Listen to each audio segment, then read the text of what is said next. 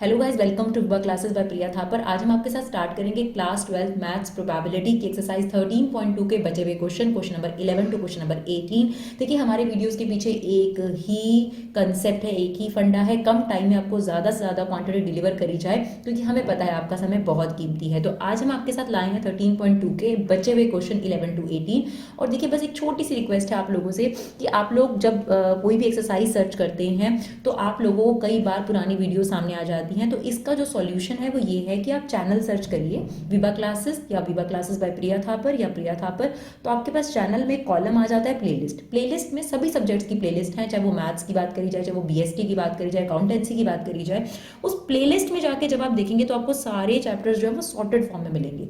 तो अगर आप अपनी चीज़ों को ईजी करना चाहते हैं तो ये बेस्ट तरीका है हमारी वीडियोस को सर्च करने का। तो चलिए आज स्टार्ट करते हैं क्वेश्चन नंबर 11 टू 18। उसके बाद एक्सरसाइज फिनिश हो जाएगी और हमने पूरे चैप्टर्स पूरी कोशिश करी है कि पहले कंसेप्ट एग्जाम्पल के साथ और फिर एक्सरसाइज एनसीईआरटी की, राइट। तो चलिए देखते हैं क्वेश्चन नंबर 11। इसमें जो कंसेप्ट था वो इंडिपेंडेंट इवेंट्स का था, जिसके लिए आपको क्या करना पड़ता है, ये चेक करना पड़ता है कि probability of A intersection B probability of A into probability of B के इक्वल है या नहीं। अगर है तो वो इवेंट इंडिपेंडेंट इवेंट्स कहलाती हैं। देखिए, given two independent events A and B such that probability of A and B is this. तो इसमें आपको ऑलरेडी दे दिया है कि ये इंडिपेंडेंट इवेंट्स हैं, ठीक है। अब इसके बिहाफ पर आपको फर्स्ट पार्ट निकालना है ए एंड बी। तो ए एंड बी मींस क्या होता है, ए इंटरसेक्शन बी। और क्योंकि ये इंडिपेंडेंट इवेंट है तो P of A into P of B के इक्वल होगा इंटरसेक्शन।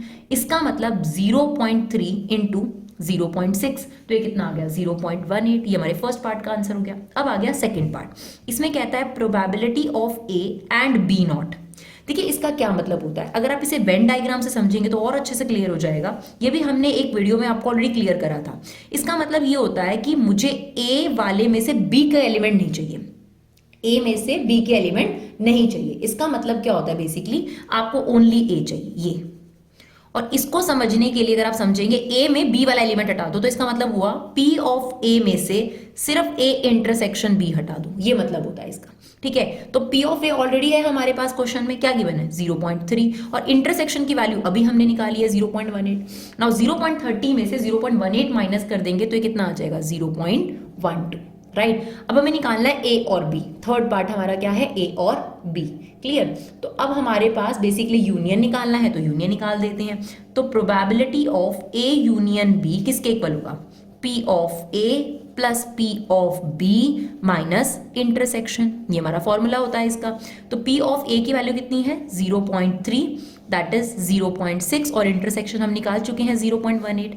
तो इट इज 0.90, क्योंकि 0.30 और 0.60 इसको बोल सकते हैं, उसमें से 0.18 चला गया तो कितना आ गया 0.72, राइट। लास्ट पार्ट है नाइदर ए नॉर बी, ना तो ए चाहिए ना बी चाहिए। बेसिकली वेन डायग्राम ये बाहर का पोर्शन है, ये वाला portion, neither A nor be मतलब ना ही ए ना ही बी, समझ रहे हैं, बाहर वाला पोर्शन है बिल्कुल। तो बेसिकली इसका मतलब हुआ ए नॉट इंटरसेक्शन बी नॉट, या आप दूसरे शब्दों में ये भी कह सकते हो probability of A union B का नॉट। ये भी हमने आपको बताया है, ये आपके पास एक फॉर्मूला होता है कि जब अलग अलग नॉट लगाओ और इंटरसेक्शन हो बीच में तो वो होल नोट में बदल जाता है, और होल नोट इस तरीके से आप लिख सकते हो। अब probability of A union B का जो नोट है उसे कैसे लिख सकते हैं, 1 minus probability of A union B. तो आपने यूनियन की वैल्यू ऑलरेडी थर्ड पार्ट में निकाली है तो 72 में से माइनस हो जाएगा और ये निकल कर आ जाएगा 0.28, राइट। चलिए देखते हैं question number 12। A die is toss thrice, find the probability of getting an odd number at least once. अब देखिए, एक डाई के जो सैंपल स्पेस होंगे वो क्या होंगे, अ डाई इज टॉस थ्राइस। वैसे एक आउटकम क्या होते हैं आपके पास, एक डाई थ्रो करने के ये आउटकम होते हैं। अगर मैं इसमें ऑड की प्रोबेबिलिटी आपसे पूछूं तो 3/6 यानी 1/2 है, ठीक है ना। अब वो कहता है कि 3 बार टॉस करने पर कम से कम एक बार ऑड नंबर आए। अब कम से कम एक बार ऑड नंबर आए, इसका मतलब एक बार ऑड नंबर भी आ सकता है, 2 बार ऑड नंबर भी आ सकता है, 3 बार ऑड नंबर भी आ सकता है, क्योंकि एटलीस्ट 1 का तो यही मतलब होता है, ठीक है। अब रादर देन हम इनकी प्रोबेबिलिटी निकाले कि एक बार ऑड आया उसकी प्रोबेबिलिटी प्लस 2 बार ऑड आया उसकी प्रोबेबिलिटी प्लस 3 बार ऑड आया इसकी प्रोबेबिलिटी। अगर हम टोटल चांसेस क्या होते हैं, या तो एक, देखो 3 बार आपने थ्रो करा, एक बार भी ऑड ना आए, एक बार ऑड आए, 2 बार ऑड आए, 3 बार ऑड आए, ये टोटल चांसेस हैं। और इन सभी चांसेस की जो प्रोबेबिलिटी का सम होता है वो है 1। तो अगर हम 1 में से 0 की प्रोबेबिलिटी माइनस कर दे तो हमारे पास इसके चांसेस आ जाएंगे एटलीस्ट 1 टाइम ऑड के, राइट। तो अगर आपको प्रोबेबिलिटी निकालनी है odd number at least 1, odd number at least once, तो आपको 1 में से एक भी बार ऑड नहीं आया इसकी प्रोबेबिलिटी माइनस करनी पड़ेगी। और एक भी बार ऑड नहीं आया इसका मतलब आपके इवन नंबर आए। और इवन नंबर आने की प्रोबेबिलिटी क्या है? इवन नंबर आने की प्रोबेबिलिटी, इसको हम क्यू से शो कर रहे हैं, इवन नंबर आने की प्रोबेबिलिटी भी 3/6 है, 1/2। तो पहली बार भी इवन नंबर आया, दूसरी बार भी इवन नंबर आया, तीसरी बार भी इवन नंबर आया, राइट। तो अगर हम 1 में से इवन नंबर की प्रोबेबिलिटी माइनस कर दें तो ये सारे चांसेस आ जाएंगे एक बार ऑड, 2 बार ऑड या 3 बार ऑड के, राइट। चलिए देखते हैं question number 13 sorry. 2 balls are drawn at random with replacement, ध्यान रखिएगा, with replacement from a box containing 10 black and 8 red ball. Find the probability both balls are red. First black, second is red. One of them is black and one of them is red. चलिए अब with replacement ध्यान रखनी है आपने। सबसे पहले हमने लेना है बोथ बॉल्स आर रेड, ठीक है। पहली बात तो टोटल बॉल है आपके पास 18, जिसमें से 10 ब्लैक है और 8 रेड है, ठीक है ना। जो पहला वाला इवेंट है इसको हमने ई इवेंट डिफाइन कर देना है, E be the event both balls are red, ये आप यहाँ पे लिख देंगे। फिर प्रोबेबिलिटी ऑफ ई क्या होगी, देखो पहली बॉल रेड है तो इसके आउटकम्स हो गए 8/18, और क्योंकि विद रिप्लेसमेंट है तो नंबर ऑफ बॉल्स कम नहीं होंगी, निकालने के बाद फिर वापस रख दी तो फिर से रेड बॉल निकलने के चांसेस हो गए 8/18। Is it okay? तो अब इसे सॉल्व करेंगे अगर हम तो ये आपके पास आ जाएगा दैट इज 16/81, ठीक है। अब सेकंड पार्ट में क्या कहता है, फर्स्ट ब्लैक ही होनी चाहिए और सेकंड रेड होनी चाहिए। अब देखो उसने चांसेस क्लियर कर दिए, फर्स्ट ब्लैक ही चाहिए, तो इसको मान लीजिए हमने एफ इवेंट डिफाइन कर दिया।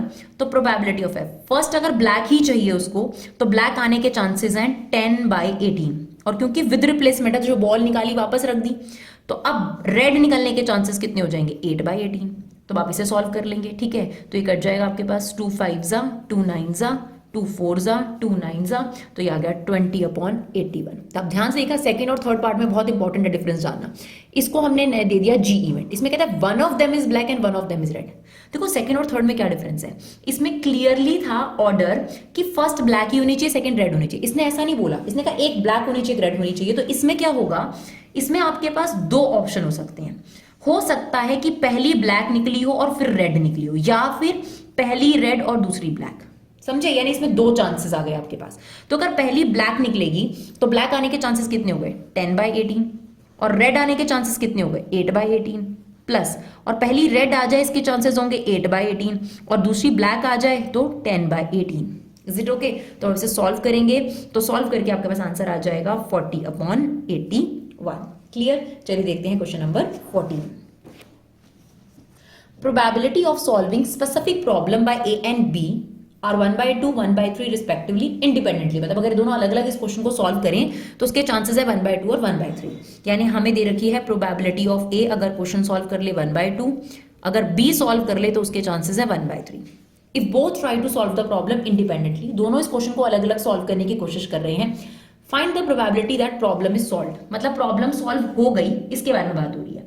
अगर प्रॉब्लम सॉल्व हो गई तो ऐसा हो सकता है कि ए ने सॉल्व किया हो, है ना। ध्यान से देखिएगा, ये हमने लिखा है प्रोबेबिलिटी ऑफ ए सॉल्व कर लेगा। अगर ए सॉल्व नहीं कर पाता तो उसके चांसेस क्या होंगे, 1 में से हाफ को माइनस करोगे तो हाफ आ जाएगा। और अगर बी सॉल्व नहीं कर पाता तो इसके चांसेस हो गए 2/3। अब ध्यान से सुनिएगा, फर्स्ट पार्ट में हमने इस इवेंट को नाम दे दिया ई, तो प्रोबेबिलिटी ऑफ ई की प्रॉब्लम सॉल्व हो गई, इसके चांसेस क्या है, ए ने सॉल्व किया हो, बी ने सॉल्व ना किया हो, या फिर जब या फिर आता है तो प्लस, और इनटू कब लगता है जब दोनों ट्राई कर रहे हैं ना। प्रॉब्लम सॉल्व हो सकती थी इस सिचुएशन में, या फिर ऐसा हो सकता है कि ए से सॉल्व ना हुआ हो, बी ने सॉल्व कर लिया हो, या फिर ऐसा हो सकता है ए और बी दोनों ने सॉल्व किया हो। तो अब ए ने सॉल्व करा है, इसकी प्रोबेबिलिटी है हाफ, बी ने सॉल्व नहीं करा, इसकी प्रोबेबिलिटी है 2/3। ए ने सॉल्व नहीं करा, इसकी प्रोबेबिलिटी है हाफ, बी ने सॉल्व करा, इसकी प्रोबेबिलिटी है 1/3, और ए ने सॉल्व करा हाफ, बी ने सॉल्व करा 1/3। तो बेसिकली दिस इज 2/6, 1/6, 1/6, तो दिस इज 4/6। सिंप्लीफाई करके कितना आ गया 2/3। ठीक है। अब सेकंड पार्ट में क्या कहते हैं, exactly one of them solve the problem. अब देखो ये पार्ट हम ऑलरेडी कर चुके हैं। एग्जैक्टली वन ऑफ देम का मतलब होगा सिर्फ इतना सा ऑप्शन है ना, कि किसी एक ने सॉल्व किया है। तो प्रोबेबिलिटी ऑफ एफ क्या हुआ, ए ने सॉल्व करा, बी ने सॉल्व नहीं करा, और ए ने सॉल्व नहीं करा, बी ने सॉल्व करा, किसी एक ने सॉल्व करा। तो इसमें हमारे पास ये वाले चांसेस आ जाएंगे, यानी 1/2 इंटू 2/3 विच इज 2/6, और ये वाला आंसर आ जाएगा दैट इज 1/6। तो ये कितना हो जाएगा 3/6, दैट मीन्स 1/2, राइट। चलिए देखते हैं क्वेश्चन नंबर 15। चलिए क्वेश्चन नंबर 15 में फिर से आपको यही चेक करना है कि इवेंट इंडिपेंडेंट है या नहीं है। आपको कार्ड्स के बारे में नॉलेज होनी चाहिए, राइट। तो 52 कार्ड्स हमारे पास होते हैं, जिसके 4 सूट्स होते हैं, स्पेड 13 कार्ड, और क्लब 13 कार्ड, हार्ट 13 कार्ड, और डायमंड 13 कार्ड, राइट। ये रेड कलर के होते हैं और ये ब्लैक कलर के होते हैं, ठीक है ना। तो 13 कार्ड सबके होते हैं हमारे पास, ठीक है ना। टोटल 26 ब्लैक हो गए, 26 रेड हो गए, ठीक है। और हर किसी में खासियत है कि पहला इक्का होगा जिसको 1 कहा जाता है, एस, और फिर 2 से लेकर 10 तक नंबर कार्ड्स होंगे, और फिर जे के क्यू फेस कार्ड्स होंगे आपके पास। ये हर एक चीज में सेम है। तो टोटल एस कार्ड कितने हो गए, 4 एस कार्ड हो गए, नंबर कार्ड्स 2 से 10 हो गए, और जे के क्यू फेस कार्ड्स हैं तो 3 फेस कार्ड सब में हो गए, तो 12 फेस कार्ड टोटल हो जाएंगे, राइट। अब देखो क्या कहता है कि आपने ई और एफ इवेंट कुछ इस तरीके से डिफाइन करें अगर आपने एक कार्ड निकाला है। तो पहले पार्ट की बात करते हैं, probability of E. Card is spade, तो स्पेड कितने निकल सकते हैं, 13/52, राइट। तो ये कितना आ गया आपके पास, कटकर 1/4। एफ इवेंट कहता है वो एस होना चाहिए, तो एस कितने होंगे, सब में एक एक होगा, तो 4/52, तो ये कटकर आ गया 1/13। अब इंटरसेक्शन हमें चाहिए इनका, तो इंटरसेक्शन में ना इकट्ठा पढ़ लिया करो, स्पेड का एस, तो हर स्पेड में कितने एस होंगे, एक ही होगा, तो इसका मतलब आंसर आ गया 1/52। अब आपने चेक करना है कि ये इंडिपेंडेंट इवेंट है या नहीं। तो आप एक बात बताओ, प्रोबेबिलिटी ऑफ ई और प्रोबेबिलिटी ऑफ एफ को अगर आप मल्टीप्लाई करोगे, यानी 1/4 इंटू 1/13, क्या ये 1/52 आ रहा है, बिल्कुल आ रहा है। तो बिकॉज यहां पर probability of E intersection F probability of E into probability of F के इक्वल है, तो ये इंडिपेंडेंट इवेंट है, राइट। अब दूसरे पार्ट में ई इवेंट है ब्लैक कार्ड, तो टोटल ब्लैक कार्ड कितने हैं, देखो 26 है ना। तो ये आ गए 26/52 विच मीन्स 1/2। फिर कहता है किंग, किंग कितने होंगे, देखो के, सब में एक किंग होगा, तो टोटल कितने हो गए, 4 किंग हो गए, 4/52। ये कटकर कितना आ गया 1/13। अब इंटरसेक्शन की बारी आई, तो ब्लैक किंग, ब्लैक किंग, तो एक किंग इसमें होगा, एक किंग इसमें होगा, टोटल किंग कितने हो गए 2, तो ये हो गया 2/52, 1/26। अब आप मुझे बात बताओ, क्या इन दोनों का मल्टीपल इंटरसेक्शन के इक्वल आ रहा है, बिल्कुल आ रहा है, दैट मीन्स ये भी इंडिपेंडेंट इवेंट है।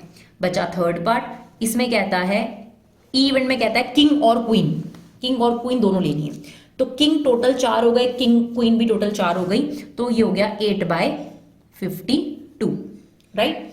अच्छा, प्रोबेबिलिटी ऑफ एफ में कहता है क्वीन और जैक, क्वीन और जैक, तो ये भी हो गए 8/52, क्लियर। अब आई बारी कॉमन की, तो इन दोनों में कॉमन हो गया क्वीन, तो वो हो गया 4/52। तो अब देखिए अगर आप इन दोनों को मल्टीप्लाई करेंगे, यानी प्रोबेबिलिटी ऑफ ई और प्रोबेबिलिटी ऑफ एफ को सिंप्लीफाई करने के बाद मल्टीप्लाई करेंगे, तो ये 1/13 नहीं आएगा किसी भी कीमत पर, दैट मीन्स ये थर्ड वाला जो केस है ये इंडिपेंडेंट इवेंट नहीं है, राइट। चलिए देखते हैं क्वेश्चन नंबर 16, बहुत अच्छा क्वेश्चन है क्वेश्चन नंबर 16।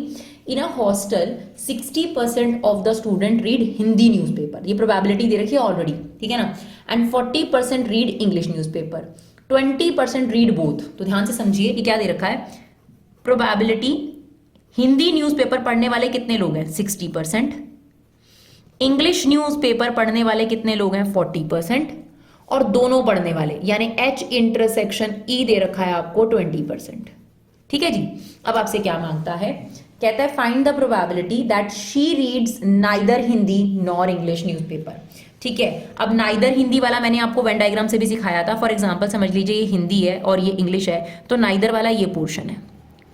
बेसिकली इसे आप दो तरीके से बता सकते हैं, या तो आप कह सकते हैं probability of A not intersection B not, या फिर सॉरी यहाँ पे हिंदी और इंग्लिश लिख दीजिए, या फिर आप कह सकते हैं प्रोबेबिलिटी ऑफ हिंदी यूनियन इसका whole not. Is it okay. अब होल नॉट निकालने के लिए क्या करना पड़ेगा, 1 में से प्रोबेबिलिटी ऑफ यूनियन करनी पड़ेगी, क्लियर। तो 1 माइनस इसकी प्रोबेबिलिटी कैसे निकलेगी, प्रोबेबिलिटी ऑफ हिंदी यानी 60% of x, probability of English minus 20% of x. तो 60 प्लस 40 100, 100 माइनस 20 80, 80%, 1 में से 80% माइनस करोगे तो कितना निकल कर आ गया 20%। Is it okay? जिसको आप क्या लिख सकते हो 1/5 या फिर 0.20 कुछ भी लिख सकते हो। क्लियर? चलो अब बी पार्ट की बारी। बी पार्ट और C part basically conditional probability, ध्यान से देखिएगा। If she reads Hindi newspaper find the probability she reads English newspaper. ठीक है ना, हिंदी न्यूज़पेपर गिवन है, इफ है ना, और फाइंड करनी है इंग्लिश न्यूज़पेपर की। तो basically probability of E upon H निकालना है, और वो कैसे निकलेगा? Probability of E intersection H upon probability of H। तो इंटरसेक्शन हमें कितना दे रखा है 20%, और प्रोबेबिलिटी ऑफ H कितनी दे रखी है हमें 60%। तो ये आ गया 2/6 which is 1/3, right. C part में उल्टा दिया हुआ है, if she reads English newspaper find the probability she reads Hindi newspaper. तो किसकी प्रोबेबिलिटी? हिंदी की निकालनी है ऊपर। तो यहां पर probability of H upon E आ गया। करना क्या पड़ेगा? वही intersection upon probability of E। तो H इंटरसेक्शन E हो या A इंटरसेक्शन H हो, एक ही बात है। तो दैट इज 20%, और प्रोबेबिलिटी ऑफ E कितना था हमारे पास 40%। तो ये आ जाएगा आपके पास 1/2, राइट। चलिए देखते हैं क्वेश्चन नंबर 17 एंड 18। तो आप देखेंगे कि आप 20 मिनट में ना कम से कम 10 क्वेश्चन हमारे पास सामने करते हुए देख लेते हैं। तो मतलब 1 आवर से भी कम टाइम, यानी 40 मिनट्स के अंदर हम आपके पास एक पूरी एक्सरसाइज आपको कंप्लीट करके देते हैं। चलिए देखिए, तो आपके पास है the probability of obtaining an even prime number on a each die. Even prime number एक ही होता है ये, when a pair of die rolled is. ठीक है, तो जब आपको इसकी प्रोबेबिलिटी निकालनी है तो लेट कर लो ये एक इवेंट है, पेयर ऑफ डाई रोल्ड है ना। तो even number even prime number एक ही होता है, तो एक डाई में इसके चांसेस कितने हो गए 1/6। ठीक है ना, तो अगर एक डाई में इसके चांसेस 1/6 है, तो पहली डाई में मान लीजिए आपके पास इवन प्राइम नंबर आया 1/6, एंड एक और बार आपने थ्रो करी 1/6, तो ये आ गया 1/36। क्लियर? चलिए देखिए 18 क्वेश्चन काफी अच्छा है। 2 events A and B will be independent if A and B are mutually exclusive. देखिए म्यूचुअली एक्सक्लूसिव में तो क्या होता है कि आपके पास A इंटरसेक्शन B 0 के इक्वल होता है, तो ये वाला ऑप्शन तो नहीं हो सकता। फिर कहता है क्या ये इक्वल हो सकते हैं? देखो इसका मतलब क्या है, इसका मतलब है A0 इंटरसेक्शन B0, है ना। तो अभी B आपके पास जो है, इसको अगर हमें सॉल्व करके देखें तो ही हमें पता चलेगा। और कहता है कि 2 events A and B are independent when probability of A is equal to. तो देखिए ये ऑप्शन हो सकता है क्योंकि अभी हमें इसको समझना पड़ेगा, पर ये वाला बिल्कुल नहीं है। ठीक है ना, और ऐसा भी नहीं होता कि प्रोबेबिलिटी ऑफ A और B का सम 1 हो, ये तभी होता है जब म्यूचुअली एक्सक्लूसिव हो। तो ये वाला ऑप्शन भी कट गया। वैसे तो ऑप्शन B है, बट अब आपको प्रूव करके दिखाते हैं कि ऑप्शन कैसे है। ठीक है ना, तो अब आपके पास इसकी प्रूविंग दिखाते हैं कि बी ऑप्शन कैसे हुआ। यहाँ पर देखिए आपके पास इसका मतलब बच्चों को समझ में नहीं आता, कभी कभी अगर ध्यान रखिएगा ऐसे लिखा है तो इसका मतलब इंटरसेक्शन होता है। ठीक है ना, तो basically A intersection B0 equal to क्या दे रखा है 1 minus probability of A 1 minus probability of B। तो आप बताइए किसके इक्वल होगा? प्रोबेबिलिटी ऑफ A0 के इक्वल नहीं होगा, और ये किसके इक्वल होगा? प्रोबेबिलिटी ऑफ B0 के इक्वल नहीं होगा। तो आपके पास ये चीज भी तो इंडिपेंडेंट की तरह ही है कि अगर आप कहते हो कि A इंटरसेक्शन B इंडिपेंडेंट है तो probability of A is equal to probability of B होता है। सिमिलरली A0 B0 का इंटरसेक्शन किसके इक्वल आ रहा है? प्रोबेबिलिटी ऑफ A0 और प्रोबेबिलिटी ऑफ B0 के इक्वल। तो इसीलिए यहाँ पर ऑप्शन B करेक्ट है। अब आपको डिटेल में अगर जानना है तो डिटेल में देखिए ये वाला एक्सप्रेशन है ना हमारे पास। अब देखिए इसको आप कैसे लिख सकते हो, ये बेसिकली आपके पास होता है probability of A union B का होल नॉट, और इनमें ब्रैकेट्स इंटू कर दीजिए। 1 को इससे इंटू करेंगे तो 1 माइनस प्रोबेबिलिटी ऑफ B, और माइनस प्रोबेबिलिटी ऑफ A को इन दोनों से करो तो ये आ गया minus P of B plus P of A P of B, right. अब देखो इसको आप कैसे लिख सकते हो? आप लिख सकते हो 1 minus probability of A intersection A union B। अब देखिए ये क्या है 1 minus probability of this is A 1 करा हमने नहीं, प्रोबेबिलिटी ऑफ B, ये है प्रोबेबिलिटी ऑफ A, ये आ गया probability of B minus probability of A plus probability of A into probability of B, right. अब देखिए 1 से 1 कट गया। एक काम करते हैं, इन दोनों इवेंट्स को यहाँ ले आते हैं। ठीक है ना, इन दोनों इवेंट्स को यहाँ ले आओ। ये कितना हो जाएगा? देखो probability of A plus probability of B minus probability of A union B equal to probability of A into probability of B। अब ध्यान से सुनो, ये पता है किसका फॉर्मूला है? इंटरसेक्शन का फॉर्मूला है। कैसे? आप देखो आपके पास A यूनियन B का क्या फॉर्मूला होता है?